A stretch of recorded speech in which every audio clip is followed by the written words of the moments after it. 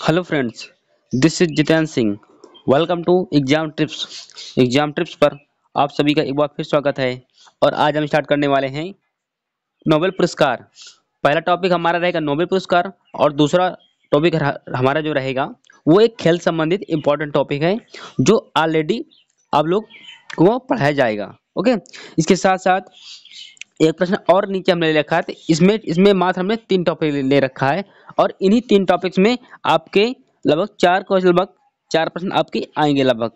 Okay, चाहे UP पेट हो, SSC GD हो या अदर जो एग्जाम होते हैं उनमें 4 नंबर का पूछा जाए कहीं ना कहीं ये 3 टॉपिक में।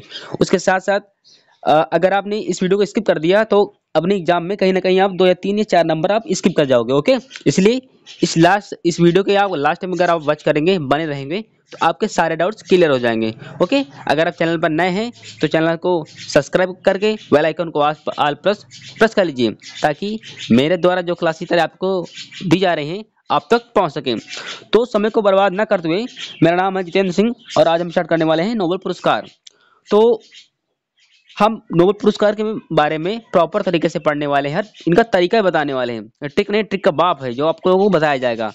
इस तरीके से आप कभी भूलेंगे नहीं। ओके, तो स्टार्ट करते हैं। जैसे नोबेल पुरस्कार की हम बात कर लेते हैं तो इस शांति का नोबेल पुरस्कार, नोबेल पुरस्कार कई क्षेत्रों में दिया जाता है। ओके, तो शांति का नोबेल पुरस्कार ये कहाँ दिया जाता है और किसको दिया गया है? 2000, सबसे बड़ी बात यह है कि 2023 में किसको दिया गया है। ओके, तो हमारा है शांति का नोबेल पुरस्कार, नोबेल शांति पुरस्कार 2023 प्राप्त करने वाली नारगेस मोहम्मदी का संबंध किस देश से है? अब देखिए, ये नारगेस जो मोहम्मदी का संबंध किस देश से है? तो ईरान से। इनका संबंध ईरान से है। वहां ऑप्शन में इराक भी रहेगा और ईरान भी रहेगा, तो आपको वहां पर आपको ईरान ही टिक करना है, इराक आपको टिक नहीं करना है। नहीं, आपको एक नंबर यहाँ से फिर से चला जाएगा। ओके, ईरान है, नारगेस मोहम्मदी का संबंध ईरान से। ओके, एक नंबर यहाँ से आपका पक्का हो जाएगा। इसके साथ साथ ये जो मिला इनको पुरस्कार क्यों मिला है, यानी शांति का जो नोबेल पुरस्कार जो दिया जाता है ये नॉर्वे की राजधानी ओस्लो में दिया जाता है। ओके, सभी ये अमेरिका में दिए जाते हैं सभी, लेकिन ये केवल शांति, ओनली जो शांति का पुरस्कार होता है केवल ये नॉर्वे की राजधानी ओस्लो में दिया जाता है। ओके, अब इसके तरीका क्या है, हम आप इसे कितने आसानी से याद रखेंगे हम आपको प्रॉपर तरीके से बताएंगे। जैसे इसका ट्रिक यानी तरीका है, नारगिस को ईरान में शांति चाहिए। अब देखो, जो मोहम्मदी जो नारगिस हैं ईरान की रहने वाले हैं और उनको किस लिए मिला है? तो शांति के लिए मिला है। तो नारगिस को ईरान में शांति चाहिए। अगर आप इस वाक्य को पूरा याद कर पाएंगे तो आपका एक नंबर कहीं ना कहीं आपसे बन जाएगा। तो नागरिस को ईरान में शांति चाहिए, तो नागरिस को मिला है, ईरान के रहने वाले हैं और उन्हें शांति के लिए मिला है। आपको इससे एक प्रश्न आ जाएगा। ओके, इन्हें मिला क्यों है? तो ईरान में जो महिलाएं हैं, महिला उत्पीड़न को रोकने के लिए इनको शांति का नोबेल पुरस्कार मिला है 2023 में। ओके, आपका एक नंबर यहाँ से फिक्स हो जाएगा।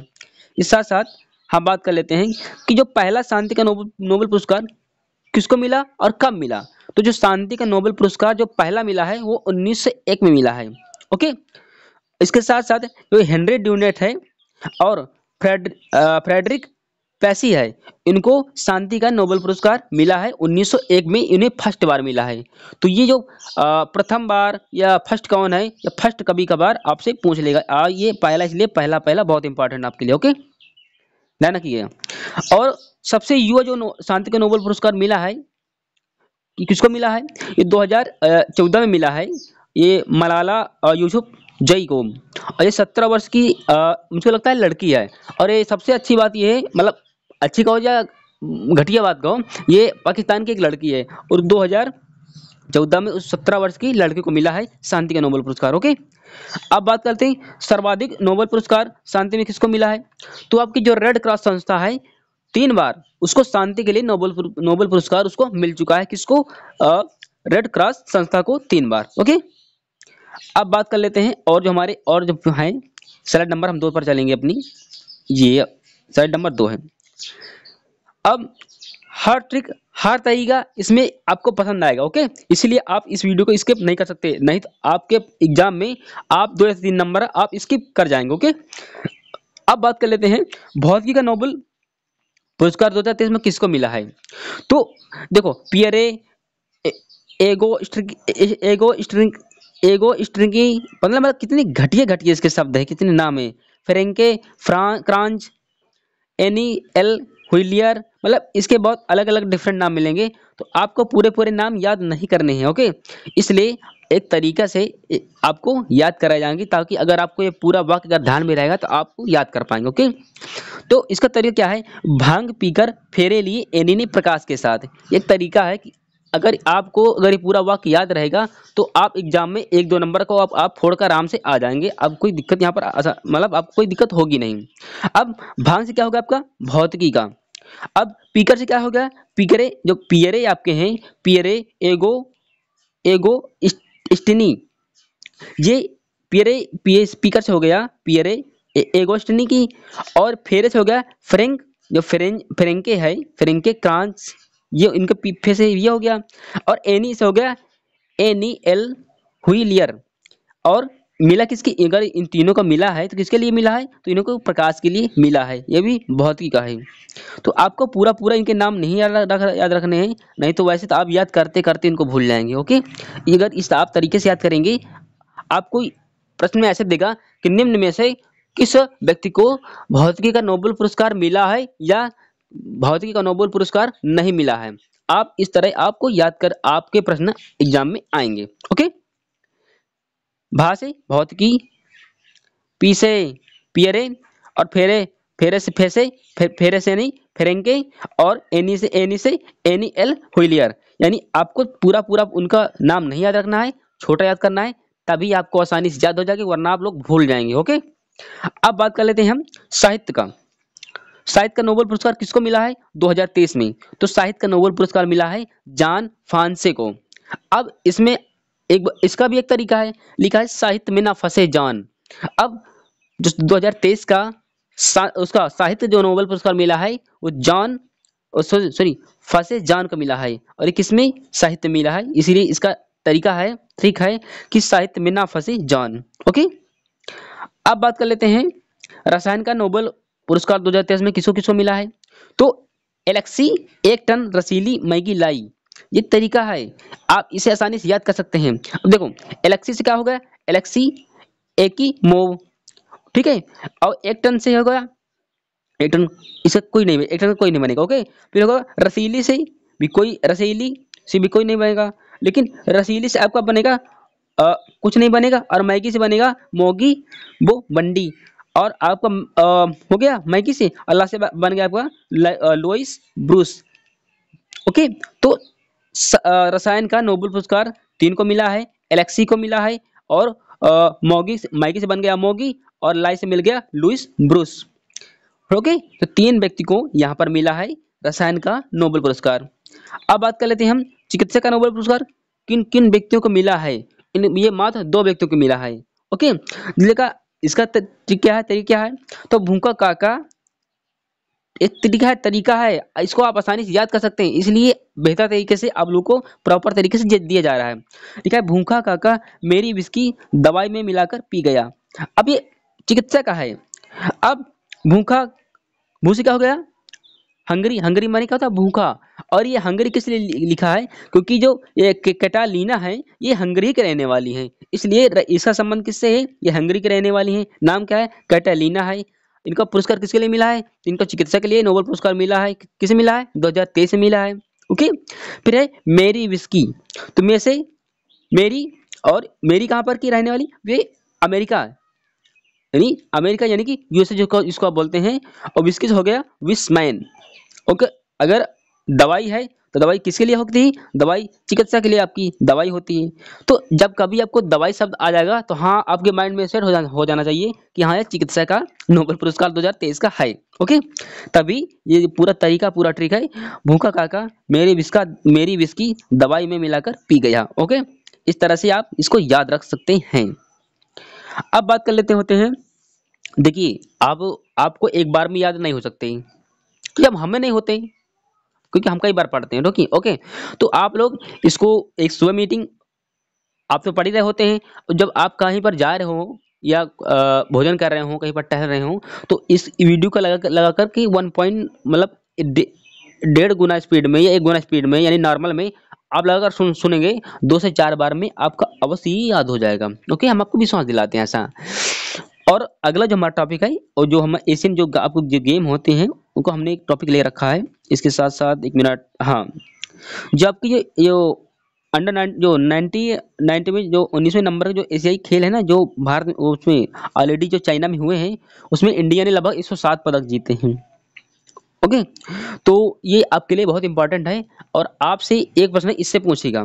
तो नोबेल पुरस्कार प्लस 19वें एशियाई खेलों में से आपके कहीं ना कहीं 3 या 4 नंबर के प्रश्न आपसे पूछेगा, इसलिए आपको इस बात का ध्यान रखना चाहिए कि आपको इस वीडियो बहुत हेल्पफुल होने वाला है।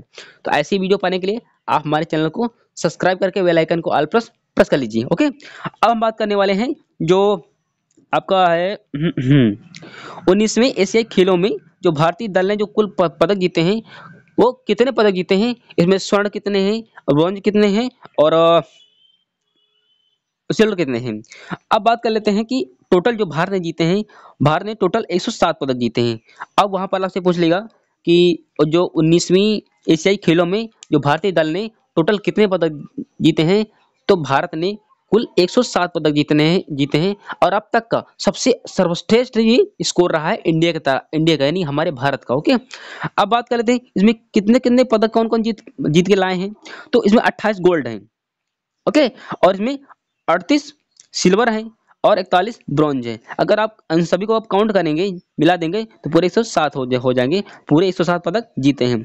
जो कि बताया गया है इसी पीडीएफ में कि अब तक का सर्वश्रेष्ठ प्रदर्शन है इंडिया का यानी हमारे भारत का।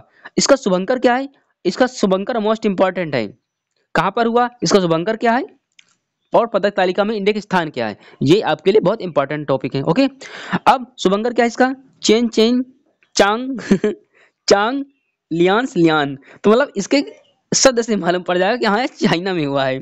ओके, इसका शुभंकर क्या है, चेन चेन चांग, चेन चेन चांग कांग कांग और लियान लियान, ये इसका शुभंकर है। मतलब अगर तुमको मुंह का अगर योगा कराना हो तो इसी के नाम लिया करो चाइना वालों, तुम्हारा मुंह का योगा भी हो जाएगा। ओके, ठीक है। अगर बात कर लेते हैं हम पदक तालिका, इसमें फर्स्ट स्थान चाइना का है। इसने कितने गोल्ड जीते हैं, तो चाइना ने टोटल 201 पदक जीते हैं। तो आप ये दो को आप याद कर लीजिए ऐसे ही, चाहे आपके लिए मोस्ट इंपॉर्टेंट तीनों हैं। जी, फर्स्ट में कौन है, द्वितीय में कौन है और थर्ड में कौन है और चौथे में तो आपका इंडिया यानी कि आपका देश है ही है।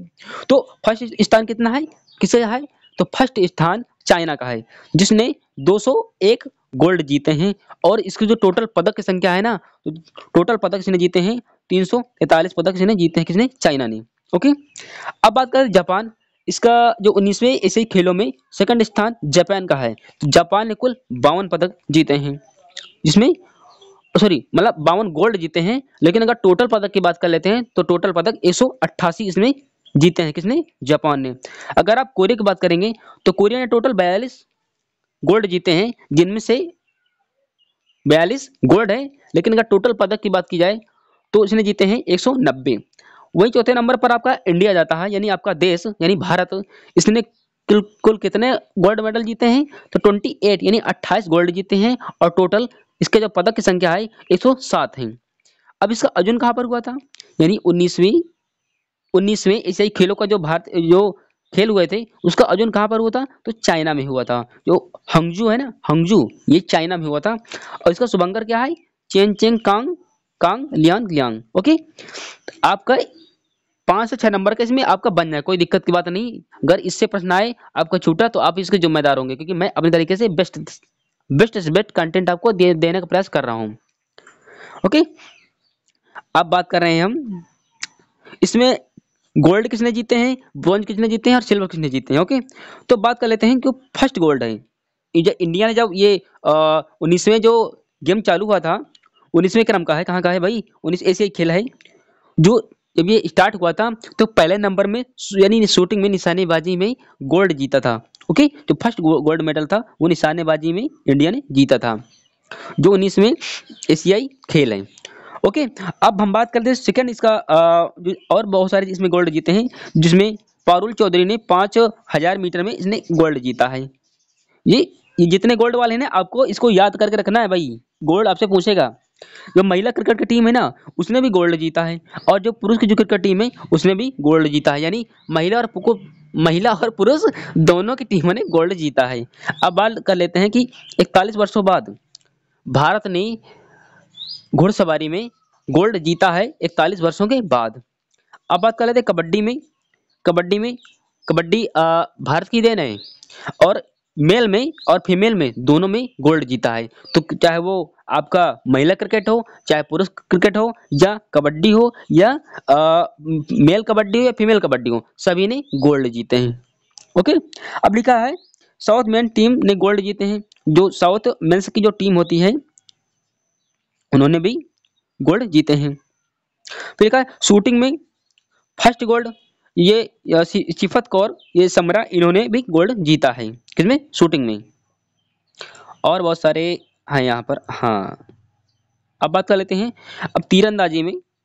जो होता है ना, तीरंदाजी में पहला गोल्ड ओजस और ज्योति दोनों ने जीता है। तीरंदाजी में पहला गोल्ड ओजस और ज्योति ने जीता है। ओके। लिखा भाला फेंक। अब आपसे पूछेगा कि अंजू रानी का संबंध किस खेल से है, भैया नीरज चोपड़ा का संबंध किस खेल से है। तो चाहे वो भाला फेंक में अंजू रानी हो या नीरज चोपड़ा हो, इन्होंने दोनों एक महिला एक पुरुष है, दोनों ने गोल्ड मेडल जीते हैं। ओके। लिखा है 60 फुट में गोल्ड जीता है जो तजिंदर तूर है, उन्होंने भी गोल्ड जीता है। लिखा बैडमिंटन एयर मतलब गोल्ड बैडमिंटन फिक्स्ड में गोल्ड मेडल सात्विक चिराग की जोड़ी, सात्विक और चिराग दोनों की गोल्ड मतलब दोनों की जोड़ी ने जीता है। कितना गोल्ड मेडल है। अब वहां पर से आपसे पूछेगा कि सात्विक चिराग का संबंध किस खेल से है, या सात्विक और चिराग का संबंध किस खेल से है, तो बैडमिंटन से संबंधित है। ओके। ये लिखा है मेंस हॉकी टीम्स ने गोल्ड जीता है, और किसको हरा करके? जापान को हरा करके मेंस हॉकी टीम ने गोल्ड जीता है। अब इसका मेन इंपॉर्टेंट हो जाता है किसके ध्वजवाहक कौन थे। एक मिनट हटा देता हूँ थोड़ा से, आजा भाई थोड़ा से। हाँ, इसके ध्वजवाहक कौन थे? तो इसके ध्वजवाहक थे उद्घाटन में जो लवलीना बोरगोहन है और मनप्रीत सिंह है, इन दोनों ने इसका उद्घाटन किया था। जो भारतीय दल का ध्वजवाहक यही दो व्यक्ति थे। एक का नाम है लवलीना बोरगोहन और दूसरा है मनप्रीत सिंह। अब बात करते हैं इनके समापन में कौन कौन, किसका समापन किसने किया। तो समापन किया है PR श्रीजेश, जो कि भारतीय गोलकीपर है, इन्होंने इसका समापन किया है। ओके, हो गया आपका। अब इसी में मैंने एक स्लाइड और कर रखी है, हो सकता है कभी कभार पूछ ली जाए। ठीक है ठीक है ठीक है ठीक है, इसका कट गया वो, मतलब वो कट गया है, लेकिन ये सवाल है पूरा, ये पूरे क्वेश्चन है। ओके, ये पूरे क्वेश्चन है। ठीक है। हाल ही में फिलिस्तीन जो ऑलरेडी युद्ध आपके देश में चालू है, तो आपका जब पेपर सेट होगा, पेट वालेगा आसपास, तो लगभग 15 से शायद सेट हो गया होगा, या 15 के आसपास आपका पेपर सेट हो जाएगा ये पेट वाला। तो ऑलरेडी युद्ध चालू है, तो आपसे युद्ध के बारे में जरूर पूछेगा। ओके, ये एक अनुमान होते हैं सभी के। कोई पेपर बनाने वाला, बहुत सारे सदस्य रहते हैं, अपने प्रश्न भेजते हैं, और उन्हीं प्रश्नों में से प्रश्न छांट ले जाते हैं। बाकी किसी को मालूम नहीं होता कि हाँ पेपर में क्या आने वाला है, लेकिन सभी लोग अनुमान लगाते हैं। ओके, लिखा है हाल ही में जो फिलिस्तीन है, फिलिस्तीन के आतंकी जो संगठन हमास है, उसका जो फिलिस्तीन का आतंकी संगठन का नाम है हमास। ओके, ऑपरेशन अल अक्सा फ्लड जो किसके विरुद्ध प्रारंभ किया गया है, तो ये इजराइल के विरुद्ध प्रारंभ किया है। इसमें अगला पॉइंट क्या है, विरोध में इजराइल ने जो ईरान है स्वर्ण सिंह चलाया गया है। और इसके साथ साथ जो अल अक्सा मस्जिद है, ये आपके लिए बहुत इंपॉर्टेंट कि अल अक्सा मस्जिद का संबंध किस देश से है और ये कहाँ पर है, तो ये यरूशलेम में है। Okay, Israel. नेक्स्ट है, इसी में अगला है हमारा कि इजराइल के PM कौन है वर्तमान में, तो बेंजामिन नेतन्याहू वर्तमान में वहां के प्रधानमंत्री, कहाँ के? इजराइल के। इसके साथ साथ राष्ट्रपति कौन है? इसहाक जारसिंग, ये कहाँ? इजराइल के ये राष्ट्रपति हैं। अब यूक्रेन में जो युद्ध हुआ था, जो भारतीय फंसे थे, हमारे देश की एक हमारी भारत सरकार ने ऑपरेशन गंगा चलाया था कि जो यूक्रेन में जो भारतीय फंसे थे उनको लाने के लिए ऑपरेशन गंगा चलाया गया था। ऑपरेशन देवी शक्ति जो अफगानिस्तान में युद्ध हुआ था, तो वहाँ पर जो हमारे इंडियन थे, जो पढ़ रहे थे या फिर थे वहाँ पर, उनको लाने के लिए हमारे देश की सरकार ने ऑपरेशन देवी शक्ति चलाया था। और जो तुर्की में जो भूकंप आया था 7.8 के आसपास का, सबसे बड़ा विश्व का सबसे विनाशकारी तूफान मतलब भूकंप यही था। इसकी सबसे ज़्यादा कैपेसिटी ज़्यादा इसी की थी। अब वर्तमान में और अब तक के जितने भूकंप आए सभी में सबसे बड़ा यही है। ऑपरेशन दोस्त, जो तुर्की और सीरिया में जो भूकंप आया था, उसकी सहयोग के लिए हमारे भारत सरकार ने ऑपरेशन दोस्त चलाया है। ओके, तो यहाँ पर से मैंने सभी टॉपिक कंप्लीट करा दिए अपनी तरफ से। मैंने नोबेल पुरस्कार कंप्लीट करा दिए हैं। जो अंडर 19 ऐसे खेल मैंने ऑलरेडी वो भी कंप्लीट करा दिए हैं। और जो आपकी वर्तमान में जो एक आपके युद्ध चालू है इजराइल और हमास को लेकर के, वो प्रॉपर तरीके से मैंने 3 क्वेश्चन पढ़ा है। तो कहीं ना कहीं आपका इसमें हमारा प्रयास कि आपका नंबर कहीं का 5 नंबर का आपका इसमें आ सकता है। ओके, और इसके साथ साथ अगर आप चैनल पर नए हैं तो चैनल को सब्सक्राइब करके बेल आइकन को ऑल प्रेस प्रेस कर लीजिए, ताकि मेरे द्वारा जो क्लासेस आप तक पहुंचानी हो तो आप तक पहुंच सके। थैंक यू मेरे दोस्त, मिलते हैं हम नेक्स्ट वीडियो में। जय हिंद, वंदे मातरम।